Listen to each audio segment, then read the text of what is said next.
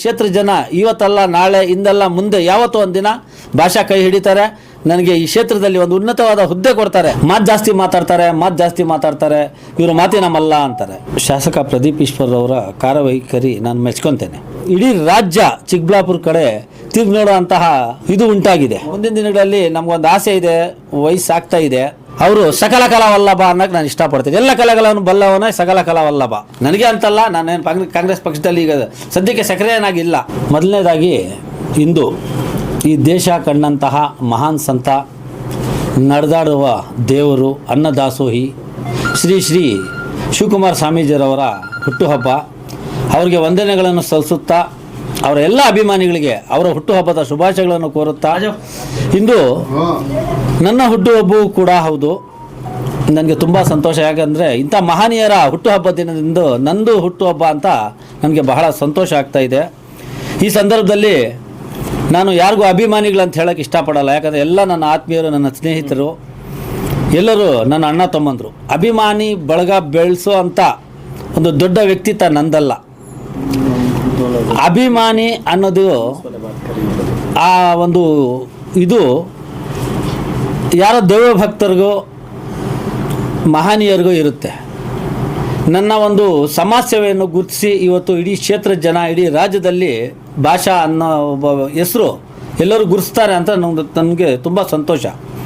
ಈ ಸಂದರ್ಭದಲ್ಲಿ ನಮ್ಮ ಅಹಿಂದ ಜಿಲ್ಲಾಧ್ಯಕ್ಷರಾದಂಥ ಶ್ರೀಧರ್ ಅವರು ಮತ್ತು ನನ್ನ ಆಲ್ ಇಂಡಿಯಾ ಮಿಲಿ ಕೌನ್ಸಿಲ್ನ ನನ್ನ ಮಿತ್ರರಾದಂತಹ ಅಮಾನುಲ್ಲಾ ಸಾಹೇಬರು, ಅಬೂಬಕರ್ ಸಫೀರ್ರವರು, ಬಹಳಷ್ಟು ಮಿತ್ರರು.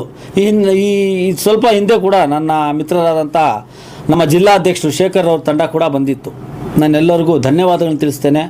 ಅವರ ಈ ಒಂದು ಅಭಿಮಾನಕ್ಕೆ, ಅವರ ಒಂದು ನನ್ನ ಮೇಲೆ ಇಟ್ಟಿರೋ ವಿಶ್ವಾಸಕ್ಕೆ ನಾನು ಎಂದೆಂದಿಗೂ ಚಿರಋಣಿ ಆಗಿರ್ತೇನೆ ಅಂತ ನಾನು ಈ ಸಂದರ್ಭದಲ್ಲಿ ಹೇಳೋಕ್ಕೆ ಇಷ್ಟಪಡ್ತೇನೆ. ತುಂಬ ಸಂತೋಷ. ಶಾಸಕ ಪ್ರದೀಪ್ ಈಶ್ವರ್ ಅವರ ಕಾರ್ಯವೈಖರಿ ನಾನು ಮೆಚ್ಕೊತೇನೆ. ಯಾಕೆ ಅಂದರೆ ಒಳ್ಳೆ ಕೆಲಸ ಮಾಡ್ತಾ ಇದ್ದಾರೆ. ಒಬ್ಬ ಯುವ ಶಾಸಕ. ರಾಜ್ಯದಲ್ಲಿ ಇವತ್ತು ಇಡೀ ರಾಜ್ಯ ಚಿಕ್ಕಬಳ್ಳಾಪುರ ಕಡೆ ತಿರುಗಿ ನೋಡುವಂತಹ ಒಂದು ಇದು ಉಂಟಾಗಿದೆ. ಯಾಕೆ ಅಂದರೆ ಕ್ಷೇತ್ರದಲ್ಲಿ ಇದುವರೆಗೂ ಹಲವಾರು ಶಾಸಕರು ಬಂದರು, ಹಲವಾರು ಅಭಿವೃದ್ಧಿ ಮಾಡಿದ್ರು, ಕ್ಷೇತ್ರ ಅಭಿವೃದ್ಧಿ ಆಗಿದೆ, ಹೌದು. ಆದರೆ ಕ್ಷೇತ್ರದಲ್ಲಿರುವ 363 ಹಳ್ಳಿಗೂ ನಾನು ಓಡಾಡ್ತೇನೆ ಅಂತೇಳಿಬಿಟ್ಟು ಬೆಳಿಗ್ಗೆನೇ ಎದ್ದು ಪ್ರತಿ ಹಳ್ಳಿಗೆ ಭೇಟಿ ಕೊಡೋದ್ರು ಒಂದು ಒಳ್ಳೆಯದನ್ನೋದೇನಲ್ಲ.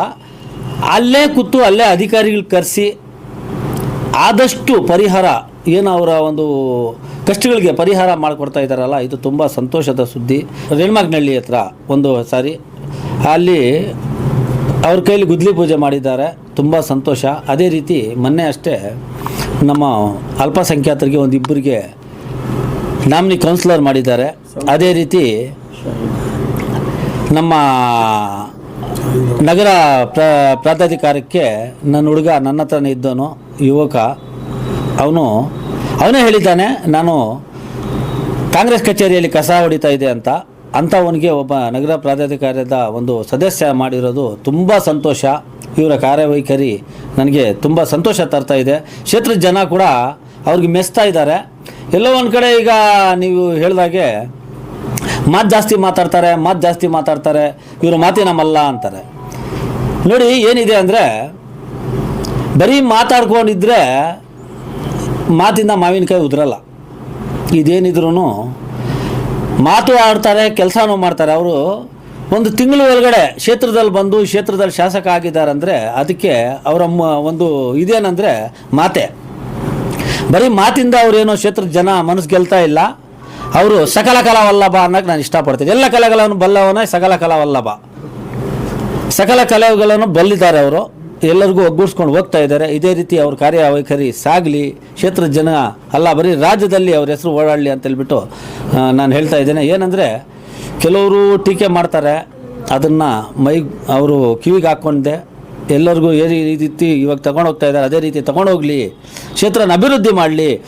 ಏನಂದರೆ ಯಾವುದೇ ಪಕ್ಷ ಇರಲಿ, ಯಾರೇ ಶಾಸಕರಾಗಿರಲಿ, ನಮ್ಮ ಒಂದು ಇದೇನೆಂದರೆ ಕ್ಷೇತ್ರದ ಜನ ಚೆನ್ನಾಗಿರಬೇಕು, ಕ್ಷೇತ್ರದ ರೈತರ ಬಗ್ಗೆ ಕಾಳಜಿ ವಹಿಸಬೇಕು, ಕ್ಷೇತ್ರದಲ್ಲಿರುವಂಥ ಸಮಸ್ಯೆಗಳನ್ನು ಬಗೆಹರಿಸುವಂಥ ಕೆಲಸ ಕ್ಷೇತ್ರದಲ್ಲಿ ಶಾಸಕರು ಮಾಡಬೇಕು. ಯಾಕಂದರೆ ರಾಜ್ಯದಲ್ಲಿ ಕೂಡ ಕಾಂಗ್ರೆಸ್ ಸರ್ಕಾರ ಇದೆ. ನಮ್ಮ ಸಚಿವರು ಡಾಕ್ಟರ್ MC ಸುಧಾಕರ್ ಸಾಹೇಬರು ಈ ಕ್ಷೇತ್ರದಲ್ಲಿ ಓಡಾಡಿ ಎಲ್ಲ ಕಡೆ ಕೆಲಸ ಮಾಡಿಸ್ತಾ ಇದ್ದಾರೆ. ಇದೇ ರೀತಿ ಅವರು ಈ ಒಂದು ಕ್ಷೇತ್ರದಲ್ಲಿ ಗಮನ ಹರಿಸಿ ಏನು ಸಮಸ್ಯೆಗಳಿದೆ ಅದನ್ನು ಬಗೆಹರಿಸೋಂಥ ಕೆಲಸ ಮಾಡಲಿ ಅಂತ ಹೇಳ್ಬಿಟ್ಟು ನಾನು ಈ ಸಂದರ್ಭದಲ್ಲಿ ಹೇಳಿದ್ದೀನಿ. ಯಾರೇ ಆಗಲಿ ಅವರು ಗೆಲ್ತಾರೋ ಸೋಲ್ತಾರೋ ಅದು ಜನಗಳ ಮೇಲೆ ಡಿಪೆಂಡ್ ಆಗ್ತದೆ. ಕ್ಷೇತ್ರ ಜನ ತೀರ್ಮಾನಕ್ಕೆ ನಾವೆಲ್ಲರೂ ಬದ್ಧರಾಗಿರ್ಬೇಕು.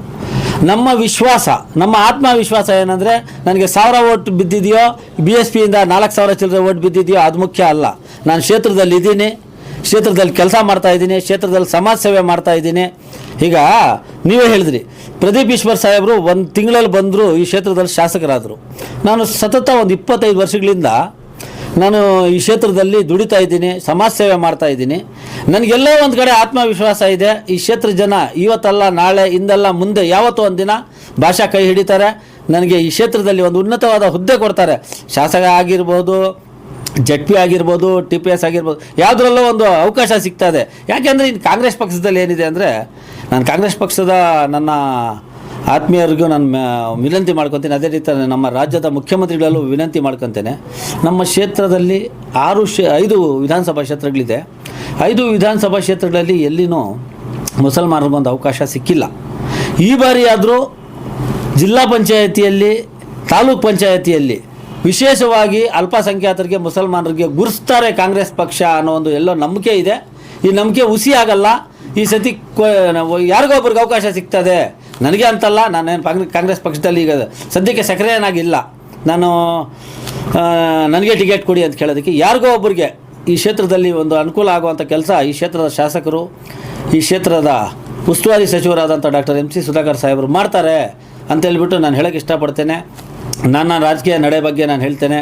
ನಾನು ಹಿಂದೆಲ್ಲ ನಾಳೆ ನಾನು ಸ್ಪರ್ಧೆ ಮಾಡ್ತಾ ಇರ್ತೇನೆ. ಯಾವತ್ತೂ ಒಂದು ದಿನ ಕ್ಷೇತ್ರದ ಜನ ನನಗೆ ಗೆಲ್ಲಿಸಿ ಒಂದು ಅನುಕೂಲ ಮಾಡಿಕೊಡ್ತಾರೆ ಅಂತೇಳ್ಬಿಟ್ಟು ಅವರು ಒಂದು ಎಲ್ಲರೂ ಆಶೀರ್ವಾದ ನನ್ನ ಮೇಲೆ ಇರಲಿ ಅಂತೇಳ್ಬಿಟ್ಟು ನಾನು ಕೇಳ್ಕೊಂತ ಮತ್ತೊಮ್ಮೆ ಕ್ಷೇತ್ರದ ಎಲ್ಲ ನನ್ನ ಜನತೆಗೆ ನನ್ನ ಪರವಾಗಿ ನಾನು ಎಲ್ಲರಿಗೂ ಧನ್ಯವಾದಗಳನ್ನು ತಿಳಿಸೋಕ್ಕೆ ಇಷ್ಟಪಡ್ತೇನೆ. ಯಾಕಂದರೆ ನಾನು 3 ಬಾರಿ ಸ್ಪರ್ಧೆ ಮಾಡಿದೆ. ನನಗೆ ವಕ್ಫ್ ಮಂಡಳಿ ಅಧ್ಯಕ್ಷ ಮಾಡಿದರು, ಕನ್ನಡ ಸಾಹಿತ್ಯ ಪರಿಷತ್ನ ಅಧ್ಯಕ್ಷ ಮಾಡಿದರು. ನಾನು ಸಾಕಷ್ಟು ಹುದ್ದೆಗಳು ಅನುಭವಿಸಿದ್ದೇನೆ. ಈಗ ಏನಂದರೆ ಮುಂದಿನ ದಿನಗಳಲ್ಲಿ ನಮಗೊಂದು ಆಸೆ ಇದೆ, ವಯಸ್ಸಾಗ್ತಾ ಇದೆ. ಈ ಕ್ಷೇತ್ರದ ಜನ ಯಾವತ್ತಾದರೂ ಗುರುತಿಸಿ ನನಗೆ ಏನೋ ಒಂದು ಉನ್ನತವಾದ ಹುದ್ದೆ ಕ್ಷೇತ್ರದ ಜನ ಕೊಡ್ತಾನೆ ಅಂತ ನಂಬಿಕೆ ಇದೆ.